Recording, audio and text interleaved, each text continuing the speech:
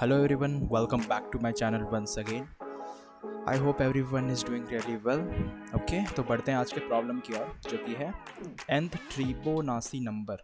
Okay, तो Fibonacci तो हमने देखा हुआ है. फिबोनाची में क्या होता है? नॉर्मली दो प्रीवियस डिजिट्स का सम होता है ना, हमेशा आगे जब भी हम जाते जाएंगे. तो यहाँ ट्रिबोनाची है, इसका मतलब यहाँ पे तीन ऐसे नंबर होंगे जिनका सम अगले वाले के इक्वल होगा, है ना. तो देखो यहाँ पे दिया हुआ है ट्रिबोनाची सीक्वेंस कैसा है इनका, कि T0 हमारा 0 है, T1 हमारा 1 है और T2 इक्वल्स टू 1 भी है ना. तो Tn+3 हम क्या कह सकते हैं, Tn+1 प्लस Tn+2, है ना. तो तीन नंबरों का सम जो होगा वो अगला नंबर होगा, राइट. तो इसको है ना हम डीपी से सॉल्व कर सकते हैं. डीपी का बहुत ही अच्छा सवाल है. कैसे? अब मुझे पता चला डीपी है, तो जैसे मान के चलो, इनने तीन तो दे रखा है, मान के चलो सपोज मैं Tn4 का लेता हूँ, है ना. तो मान लो अगर मुझे 4 का निकालना है तो क्या मुझे प्रीवियस तीन नंबर की ज़रूरत पड़ेगी यहाँ पे? ऑफकोर्स पड़ेगी, है ना. तो हमें क्या क्या चाहिए? Tn(3) चाहिए, Tn(2) चाहिए और Tn(1) चाहिए, है ना. इनका सम ही हमें 4 देगा. अब Tn(3) को भी ब्रेक डाउन करते हैं, तो इसके लिए हमें क्या क्या चाहिए? Tn(2) चाहिए, Tn(1) चाहिए और Tn(0) चाहिए, है.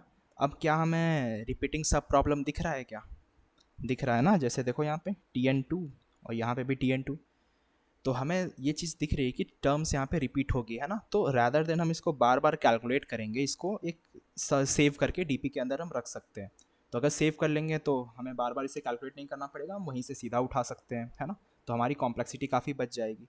अगर हम रिकर्सिव वे में करें, है ना, अगर इसको डीपी की तरह नहीं सॉल्व करते हैं तो यहाँ पे जो इनकी कंस्ट्रेंट है ना, इसमें फंस जाएगी वो कोड, है ना. तो रिकर्सिव में टीएलई थ्रो कर देगा ये. तो हमें डीपी के थ्रू ही इसे सॉल्व करना पड़ेगा यहाँ पे. तो हमें क्या करनी पड़ेगी? अब डीपी किस तरीके से काम करती है, तो डीपी के अंदर पहले जो जो टर्म्स हमें पता है बेस केस में उनको सेव करके रख लो.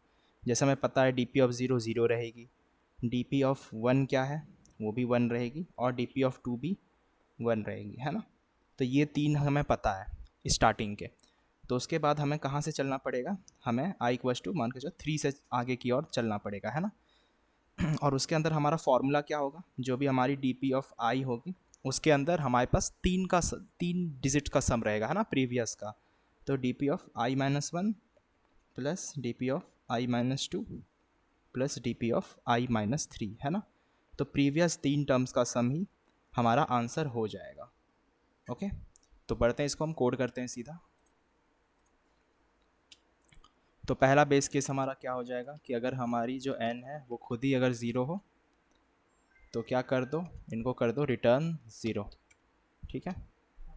उसके साथ अगर हमारी n=1 हो या फिर n=2 हो, तो इनके लिए क्या रिटर्न कर रहे थे हम? 1 कर रहे थे, है ना. दोनों के लिए 1 था, अगर आप लोगों को याद होगा तो. यहाँ पे देखो DP(1) भी 1 है, DP(2) भी 1 है, DP(0) 0, है ना. तो उनको ही हम सेव कर रहे हैं यहाँ पे. तो अगर ऐसा कुछ होता है तो वो n=0 के लिए 0 कर देगा और n=1 या 2 रहेगा तो उसके लिए हम 1 कर देंगे. उसके बाद सिंपल एक हम एरे बनाएंगे अपनी डीपी का.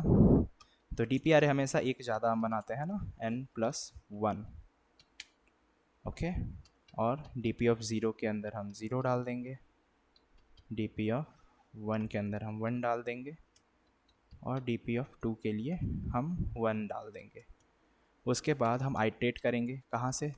स्टार्टिंग के 0 1 2 का तो हमें पता है इंडेक्स का, है ना. तो i=3 के लिए हम चलेंगे और i<n और i++. तो DP(i) हमारा हो जाएगा यहाँ पे DP(i-1) plus DP(i-2) plus DP(i-3), ठीक है. और फाइनली हम यहाँ पे रिटर्न कर सकते हैं अपना DP(n). चला के देखते हैं,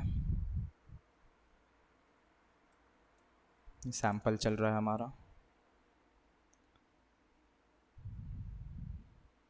ओके, तो बीट्स 100%.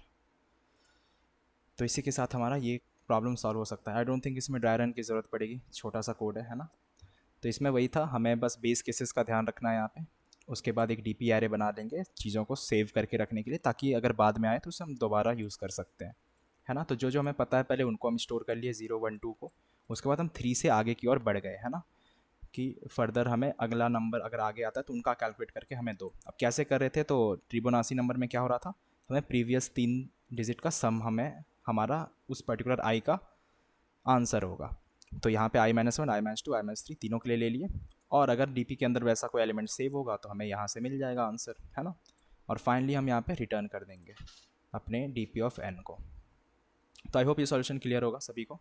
अगर स्टिल कोई डाउट इसमें बच जाती है तो मुझे बताना, है ना, किस पार्ट में डाउट है। बाकी फिर हम मिलते हैं अगली वीडियो में, तब तक के लिए keep learning, keep coding, keep exploring. See you guys in the next video and do like share and subscribe our channel. Okay, मिलते हैं यार अगली वीडियो।